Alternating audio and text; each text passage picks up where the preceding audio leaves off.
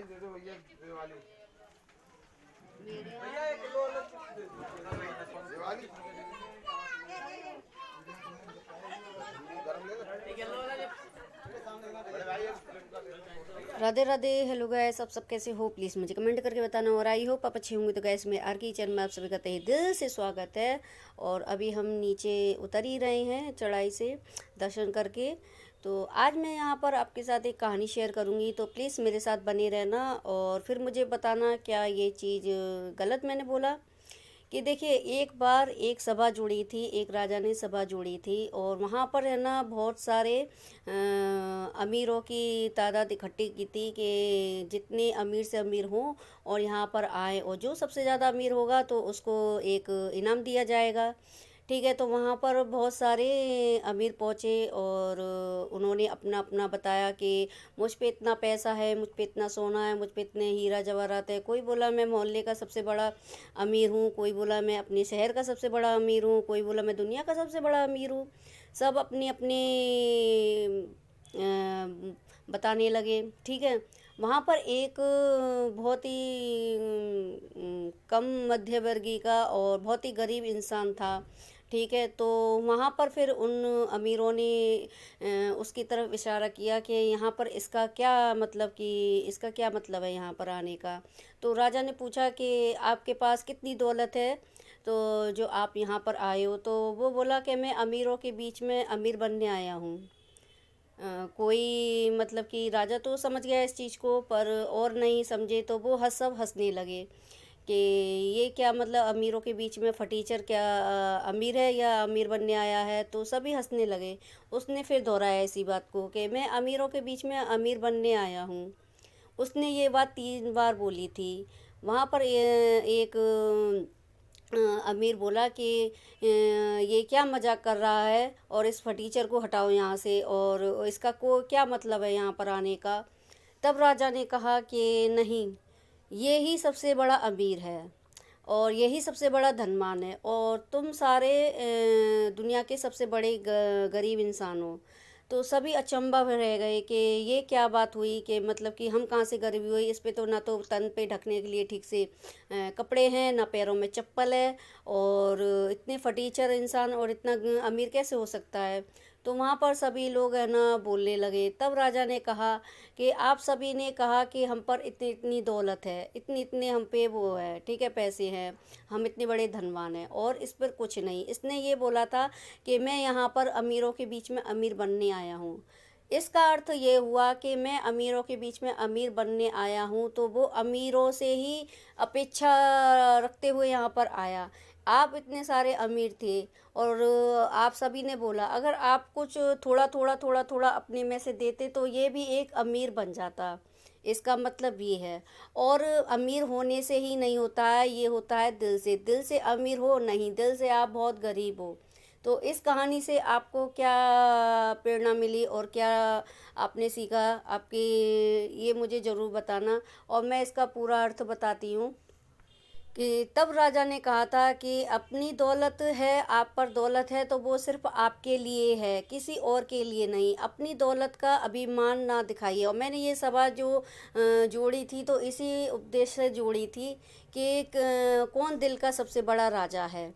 और आप सब है ना आए थे तो अपनी सिर्फ दौलत दिखाने आए थे, अपना दिल नहीं। तो इससे ये देखिए होता है, वो राजा बोलता है कि दौलत है तो वो सिर्फ आपके लिए, किसी और के लिए नहीं है। आप किसी को दे नहीं दोगे। सबसे बड़ा है आपका व्यवहार, आपका दिल, आपका व्यवहार, आपका दिल। आप सबों ने इसकी हंसी बना दी। अगर आप चाहते तो आपका दिल होता तो थोड़ा थोड़ा सा भी, अगर आप 1-1% भी अपनी दौलत में से दे देते तो ये भी आज एक लखपति हो जाता, करोड़पति बन जाता। पर नहीं। तो मैं बस यही कहूँगी कि इस कहानी से मैंने तो बस यही सीख सीखी है कि अगर पैसे वाले हो तो अपने लिए हो, किसी और के लिए नहीं। और यहाँ पर जो भी है, चाहे पैसे वाला है, चाहे गरीब है, चाहे मध्य वर्ग का है, चाहे मिडिल क्लास है, कोई भी सही, यहाँ पर भगवान के आगे सब भिखारी हैं। ऐसे ऐसे पैसे वाले होते हैं जिन पे सब कुछ दौलत है पर संतान नहीं है, तो संतान के लिए भीख मांगने जाती हैं, दरबार में जाते ही नहीं जाती हैं। और किसी पे संतान है तो पैसे नहीं है, तो पैसे के लिए किसी की शादी नहीं हो रही। मैं बस यही कहूँगी, कितना भी अरबपति खरबपति इंसान हो, पर झुकता वो हमेशा भगवान के आगे ही है।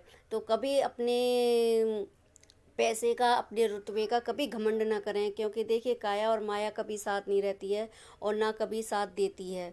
ये कब कहाँ से क्या माया खिसक जाए और काया को कुछ हो जाए, तो इसका कभी गुमान नहीं करना चाहिए।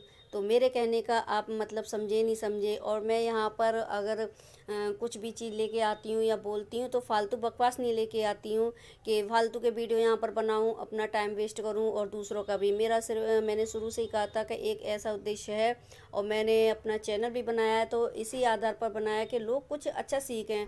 देखिए हम क्या कर रहे हैं क्या नहीं कर रहे हैं, हम गलत हैं या सही हैं, ये भगवान के वो आगे है। वो भगवान समझता है कि हम क्या हैं क्या नहीं है, ठीक है। हम नहीं किसी पर थोप सकते कि ये अच्छा है या ये बुरा है। पर हाँ, हम अगर चाहें तो चाहें हम में लाख बुराइयां सही, पर हम किसी को बुरा ना सिखाएं, ना हम किसी को बुरा बोलें। तो ये हमारी सबसे बड़ी अच्छाई होगी, हमसे कुछ अच्छे ही सीखें। तो बस मेरा वीडियो बनाने का यही एक वो था कि देखिए ये पैसा, ये माया कभी एक नहीं रही है, और अगर रही भी है तो वो सिर्फ आपके लिए, आप किसी को बांट नहीं दोगे। आपका मन, आपका प्यार, आपका व्यवहार, ये सबसे बड़ी दौलत है। कि ऐसे ऐसे मैंने पैसे वाले देखे हैं जो बहुत से ज़्यादा पैसे वाले हैं और उनमें बोलने की और घमंड इतना भरा हुआ है कि अभिमान उनका चूर भी हुआ है। और ऐसे ऐसे पैसे वाले भी मैंने देखे हैं जो उनमें रत्ती भर भी घमंड नहीं है और वो सदा सबको एक समान समझती हैं। तो मैं बस यही कहूँगी, पैसा है तो आपके लिए, आप सोने का कौड़ नहीं खाते हो आप वो अन्न ही, उसी खेत का अन्न खाते हो आप जो हम खाते हैं, ठीक है। तो उस चीज़ को देखिए, पैसे से वो ना कीजिए। और आज उस राजा ने जो उसको उपहार दिया था उस गरीब को, तो जितने भी जो पैसे वाले आए थे उससे 10 गुना उसको उपहार दिया था। तो इस कहानी से सीख लीजिए। और मैं भी बहुत सी कहानियाँ सुनती हूँ, पढ़ती हूँ, देखती हूँ, ऐसी चीज़ों पर ध्यान देती हूँ और कोशिश करती हूँ ज़्यादा से ज़्यादा कि मैं भी अच्छी चीज़ों को सीखूँ। और जो मैं चीज़ सीखती हूँ, जो मैं चीज़ देखती हूँ और वही मैं यहाँ पर प्रेजेंट करती हूँ। तो बस इतना ही। और यहाँ पर चढ़ाई भी हमारी जो हम उतर रहे थे तो पूरी कंप्लीट हमारी हो चुकी है। तो यहाँ पर हम उतर चुके हैं और ये यहाँ मैं आ जाती हूँ। तो यहाँ पर जितने भी मैं हमारे साथ जो बड़े बड़े गई थी ना, तो दर्शन करने के बाद में मैं उन सभी के पैर भी छूती हूँ। मैंने वीडियो तो नहीं बनाया पर मैं बता देती हूँ कि मैं अपने ना, देखो सासू माँ के साथ भी जब मैं जाती थी यहाँ से तब भी उनके पैर छूती थी और आती थी तब भी छूती थी। और कहीं अगर हम, मेरे साथ वो अगर तीर्थ यात्रा पे कहीं गई हैं तो गंगा जी वगैरह नहाने ही गई हैं 2-4 बार। तो मैं जब भी नहाकर रेडी होती थी तो गंगा मैया के बाद में मैं छूती थी पैर, पहले उनके छूती थी। तो यही हमारे देखिए कर्म होती हैं। तो यहाँ पर जितने भी मेरे से बड़े थे मैं सबों के पैर छूती हूँ। और यही कहूँगी कि ये एक अपने अंदर अच्छी बात होनी चाहिए। और एक और बात मैं कहूँगी, अब किसी को खल रहा होगा, किसी को ये वाली बात खल रही होगी, तो देखिए ये जो होता है ना सम्मान, तो सम्मान भी लेने का अपने आप में एक तरीका होता है ना। सम्मान देना और लेना दोनों एक बराबर की चीज़ होती है ना। और यहाँ पर ये देखिए यहाँ मंदिर था तो वहाँ पे भी हमने दर्शन किए थे। और चलते चलते बस हो गई हमारी भी यात्रा पूरी। मतलब अभी तो नहीं, अभी तो आगे भी बाकी है। पर यहाँ से तो हम उतर आते हैं और सुबह नहीं, हमने रात को ही किए थे दर्शन। तो समथिंग तो 10:30 बजे हम उतर के आ गए थे। तो सबसे पहले हम ही आ गए थे और टुकड़े हो जाती है, मतलब जब ज़्यादा जब लोग होते हैं ना तो कुछ आगे कुछ पीछे हो जाती हैं। और पिछली बार तो हम बिल्कुल ही बिछड़ गए थे। हम टनकपुर पर जाकर मिले थे पिछली बार, तो हम बिल्कुल ही बिछड़ गए थे। और उन्होंने भैया ने, दीदी ने अनाउंसमेंट भी कराया था हमारे लिए, पर हमें तो सुनाई नहीं दिया क्योंकि हम तो घोड़े बेचकर सो गए थे। ऊपर जो लास्ट वाली रह जाती है ना, और यहाँ पर ये देखिए ये सारी दुकानें लगी हुई हैं और अच्छी लगती हैं, पर सामान सब पर एक सा ही मिलेगा।